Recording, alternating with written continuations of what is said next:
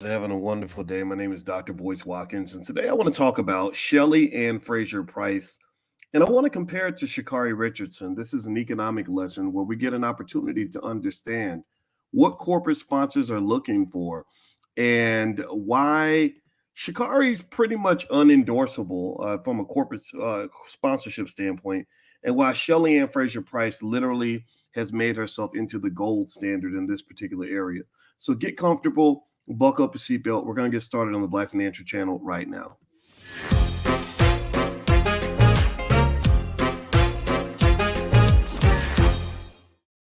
Hey, what's going on, everybody? Welcome to the Black Financial Channel. That's theblackfinancialchannel.com. My name is Dr. Boyce Watkins. I'm your friendly neighborhood finance professor. On the Black Financial Channel, we talk about Black wealth and Black economics every single day because I want you to get rich. We talk about Black wealth because I want your family to prosper. We talk about Black wealth because Black people deserve to have everything.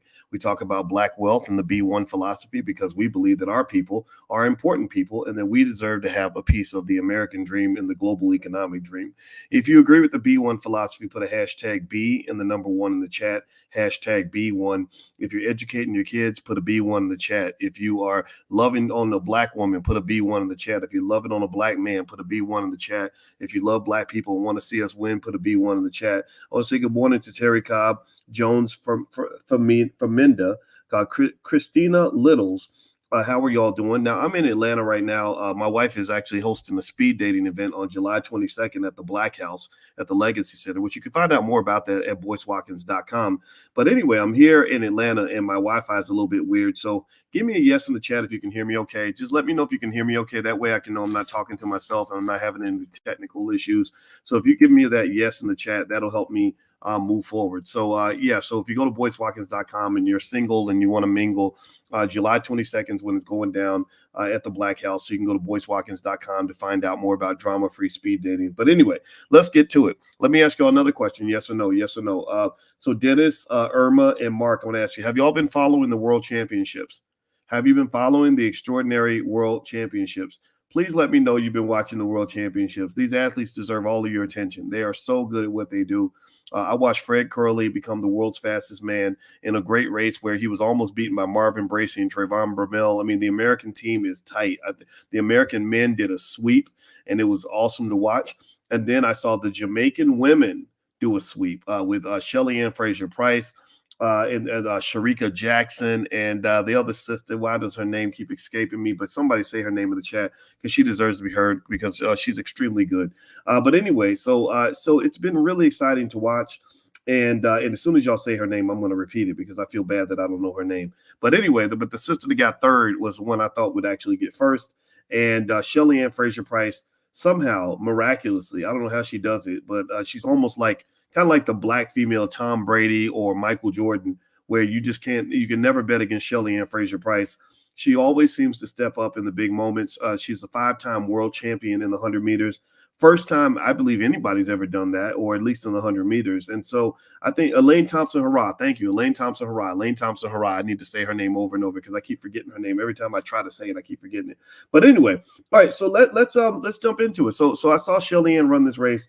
And y'all know I'm a big track and field fan. I mean, I follow all the track athletes on Instagram and Twitter and all that. I follow Sha'Carri Richardson. I follow Shelly-Ann. I follow Elaine Thompson-Herah. I follow Fred Curley. I follow all the best track athletes, Marvin Bracey, my homeboy, actually my buddy who actually ran for the same high school that I did 20 years later, of course, Ronnie Baker. I follow him, and Ronnie, I believe if Ronnie had been out there, I believe he had a good shot at being world champion. There was not a single man in the 100-meter final that Ronnie has not beaten at some point in his career. So just so you know, I'm going to go ahead and say it out loud right now. I believe Ronnie Baker will be the next world champion in the men's 100 meters. So with that said, though, I watched, the races, and I'm going to tell you, you guys know I'm a financial guy, and I pay attention not just to the athletic part of it because I've always been an athlete and I love sports and all that, but I also think about just the business side. The business side is really big in any sport.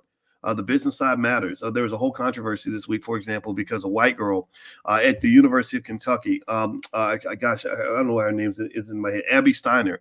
Abby Steiner just signed a $2 million deal with Puma. And everybody said, oh, that's racism. Why'd you give the white girl $2 million when the black athletes don't get $2 million? And I agree. I mean, is there racism inherent in the system? There absolutely is. But at the same time, Abby Steiner, unfortunately, she has the same little extra corporate sponsor benefit that an Elvis Presley has, right? Elvis can sell more records with the same music than a black guy could. That's why they put a white guy on the songs, right? But even though they took it from us, we know what it is. Eminem can sell a couple more albums than a black guy with equal talent. We know what it is, the Great White Hope kind of thing. But that's the other issue, though, right? From a business standpoint, the size of the addressable market is really what's relevant, right? There are more white people in America than there are black people. So if you have a product that mostly white people are going to buy, I don't necessarily blame white people for wanting to see themselves in their products and in the things they buy. I know I like to see myself. When I go see a movie, I like to see black people on the screen. I don't necessarily need to see white people or Asian people or Jewish people. I don't dislike them. I just love myself. So honestly, to be just 100% truthful with you guys, I don't expect a white person to love me as much as a black person is going to love me. I just don't. It doesn't make a lot of sense. So there is a little bit of a bias, right? And it is because people are trying to be sinister. I don't know, but I would say at the end of the day too, black people have to think about what we own and own the businesses that we want to control, so that we can make the decisions in terms of who gets what money and all that other stuff. If you're not the owner, then you have no say. So I encourage you to own things. So everybody type the word ownership in the chat. If you get this, type the word ownership in the chat. Now let's get more specific to talk about Sha'Carri Richardson and Shelly-Ann Fraser-Pryce. Okay, so here's the deal. I believe that Sha'Carri Richardson would be. I really wish she could get mentored by Shelly-Ann Fraser-Pryce. Like I wish Sha'Carri, and I know it ain't gonna happen. They're rivals and stuff, and Shelly-Ann kind of sunned her a little bit with that when she gave her that look, where she's kind of looking over at her, kind of laughing. Like, okay, you're getting all this attention, but you just got last place. And Sha'Carri noticed because she put that up as her profile pic on her Twitter page. I follow Sha'Carri on Twitter, and I pay attention to how both of them carry themselves, what the things that they say, and I see it from a lot of different angles. I see it a lot of it from a business standpoint, because this is a business.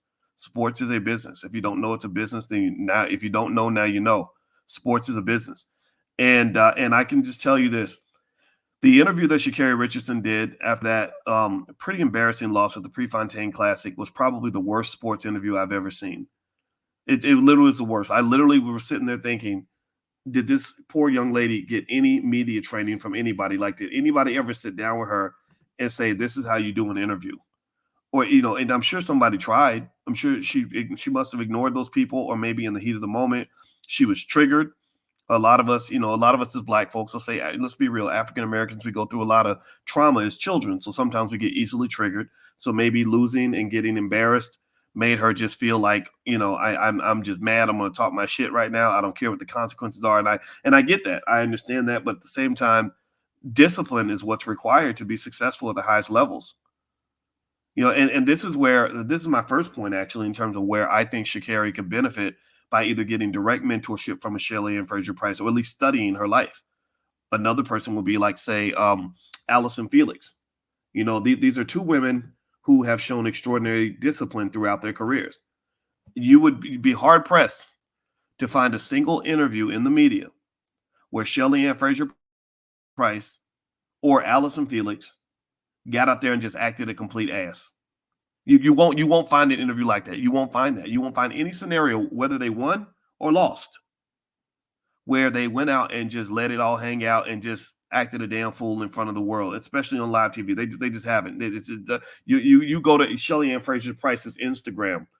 I challenge you to do that. I challenge you, if you really want to understand what professionalism looks like, go to Shelly-Ann Fraser-Pryce's Instagram. And what you're going to find is a hardworking mom who smiles a lot, who keeps herself in excellent shape, who has dreams to represent Jamaica and become world champion and all these other things. Like, that's what you're going to find. Like, I'm looking at her Instagram right now. You know what I see? I see first I see a little endorsement from Vienna Kids Mommy Rocket, right? So they're saying she's a mom. Ooh, she can sell Vienna sausages to moms. So that's money. Cha-ching. Everybody say cha-ching in the chat. She's making money off that.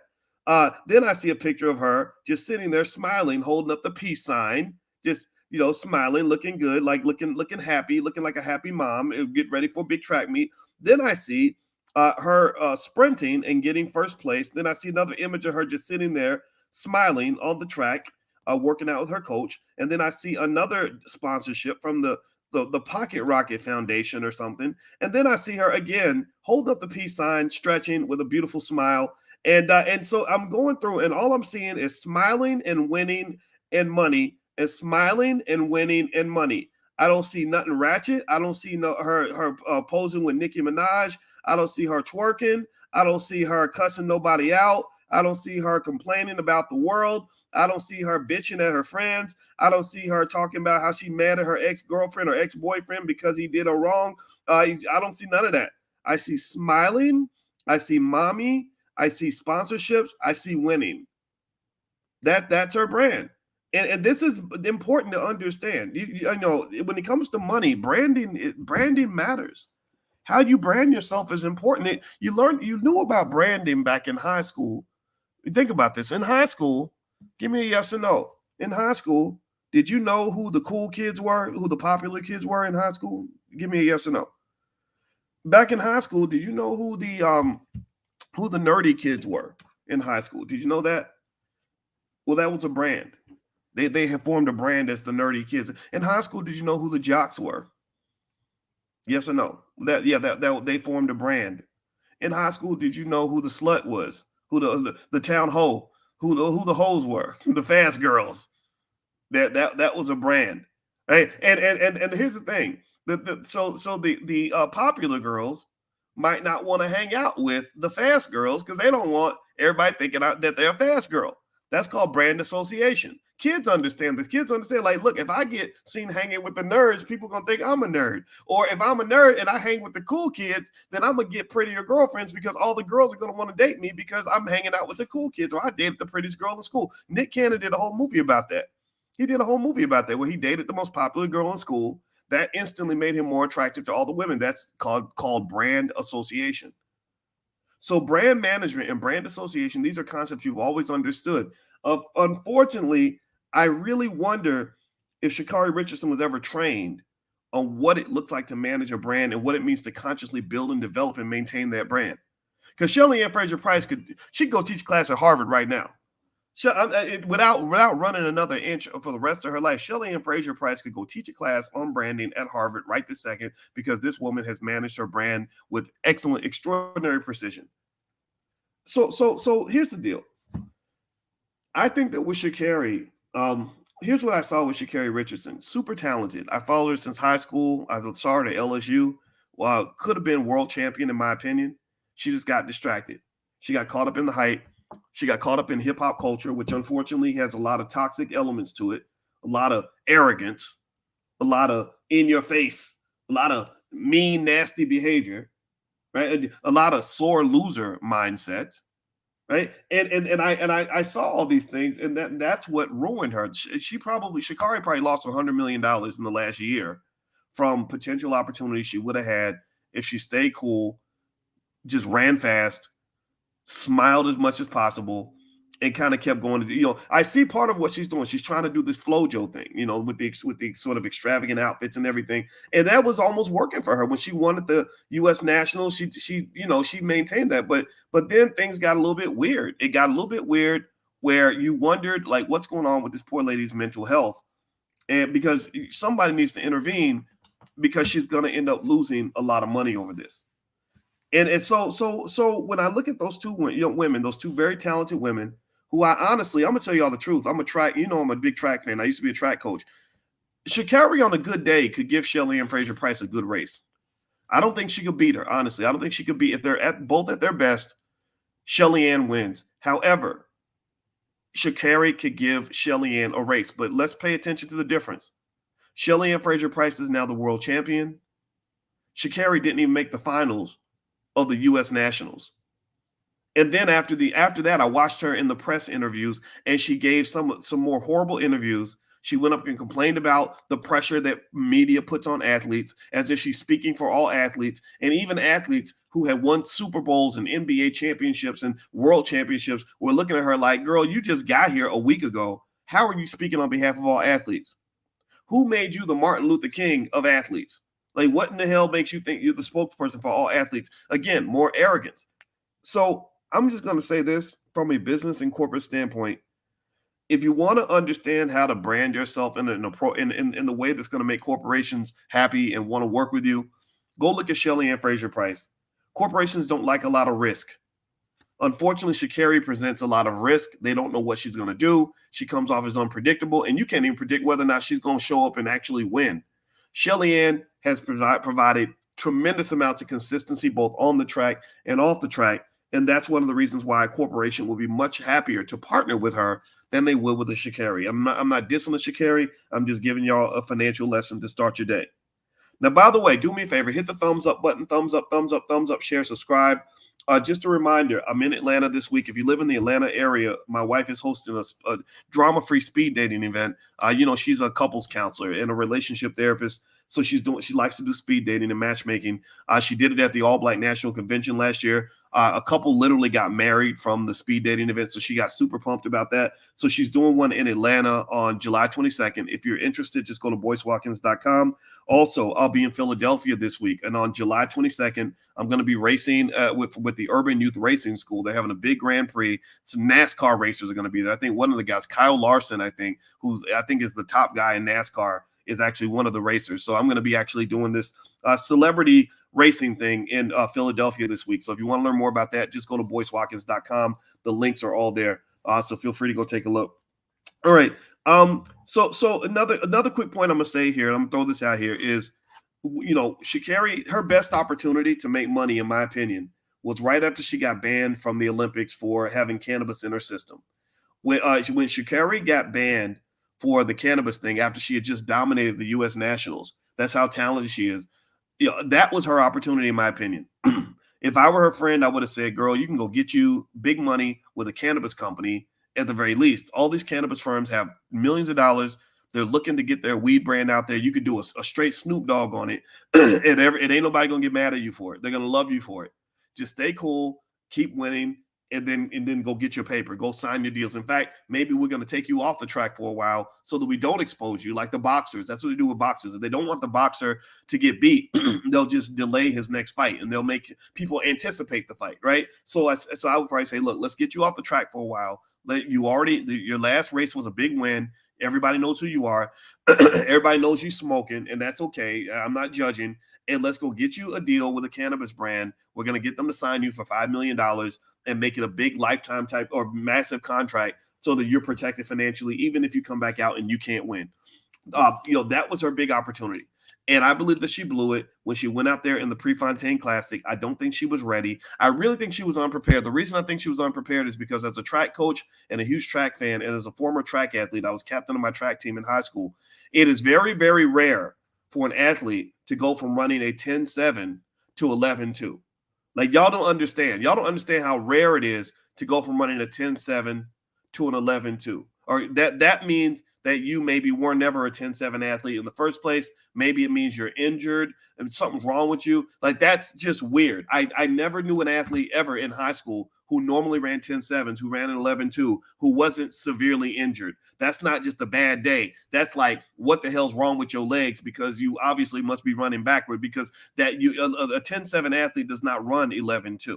Okay. And so ultimately something was going on. I don't know what it was. And also the way she handled it afterward was really sad. And also I would say that, that in contrast, if you want to look at the template and the blueprint, I think Shelly-Ann Fraser-Pryce has it right. And again, I can literally summarize. My wife and I were talking about this. We could summarize the things that sponsors do and would love about Shelly-Ann Fraser-Pryce. She smiles a lot. She's very, very fast. She smiles a lot. She wins a lot. She's very humble. She's a mom. Moms relate to moms. Do you agree or not agree? She has a lot of flair and style with the beautiful colored hair. She had the Jamaican flag colors in her hair. That's going to make people in Jamaica love her even more.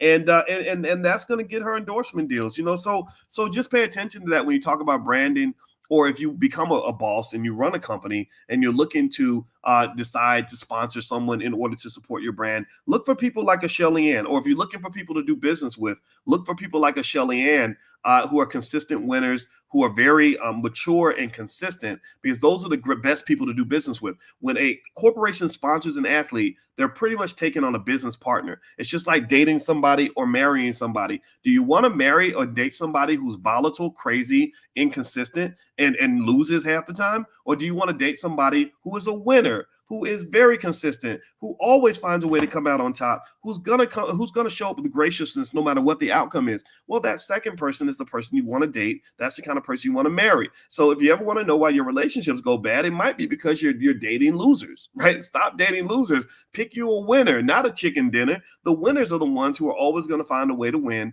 and it's not just a matter of luck, right? It's not just a matter of, oh, they did that to me. That's the other thing too. When Sha'Carri did not take responsibility for her loss, or sort of started blaming things on the media, or making everybody into a villain, that only made her look that much worse, because it means you can't even take accountability for what happened on that track. So just from a business standpoint, I'm just going to tell you, Shelly-Ann's got it right. I'm super impressed with this young lady. She's not a young lady now; she's 35. But my lord, she's just on point. The only other person I can think of that's that much on point might be an Allison Felix. Allison, as far as the female athletes go, there are a few others though who I'm really impressed with. Sydney McLaughlin. I think is awesome. She's a hurdler. You got to watch her in the World Championship. She's extremely good. Athene Mo, super intelligent, just an awesome Black woman. And we got to support these sisters, right? I know we see what the men are doing, and the men are killing it. The men are great. I love to watch Michael Norman and Fred Curley, and then there's a great rivalry between Noah Lyles and another Arian Knighton, the 18-year-old kid who people believe could be the next Usain Bolt. So these are excellent. This is Black excellence everywhere, y'all. But I really encourage you to go check some of these athletes out, and because I think there are a lot of lessons to be learned, and also a lot of great talent to explore and kind of check out. All right, guys. So anyway, I'm gonna get on out of here. I'm gonna go hang out with my wife for a little bit before I get on my airplane. And I want to remind you guys again, if you want to join Alicia in Atlanta for the speed dating event, just go to boycewatkins.com. It's going to happen on July 22nd. I'll be in Philadelphia on July 22nd for for the celebrity race with the NASCAR drivers. There'll be a lot of NASCAR drivers there if you want to check some of that out. Also next week on the 29th through the 31st, the Black Wealth Builders Summit is being hosted in Detroit. That's really worth attending. Herb Strather is the sponsor. We are partnering with him. Herb and Gary Shelton, who are two guys that are working on this together, they have both done over $1 billion in real estate deals. These are guys that you really want to learn from. So if you're into that kind of thing, or you're living near Detroit, or you want to fly in, you just go to boycewatkins.com. You can get a pass to that event. And the last piece here is, if you don't want to go anywhere and you're just sitting at home and you want some good information, I actually created some content on stock options this week that you can have for free. Basically 5 ways that stock options can actually improve the value of your portfolio and put money in your pocket right now. So if you're interested in that kind of thing and that gets your goat, then please feel free to go to drboyceoptions.com. That URL's on the screen. All right, so hit the thumbs up button. Thumbs up, thumbs up, thumbs up. Let's go make some money. Stock market's doing great today. I'm going to chime back in a little bit later and tell you guys what I'm seeing as far as the market. There's a lot of interesting things happening there. God bless you. Thank you for listening. Love you guys, and I will see you soon. Take care. Peace.